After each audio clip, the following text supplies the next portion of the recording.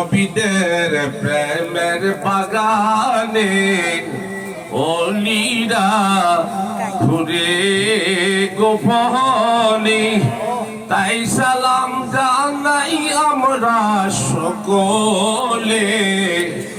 নবী গো আপনার ওই নূরের কদমে, ইয়া নবী সালাম আলাইকা, ইয়া রাসূল সালাম আলাইকা, ইয়া হাবিব সালাম আলাইকা, সালাওয়াতুল্লাহ।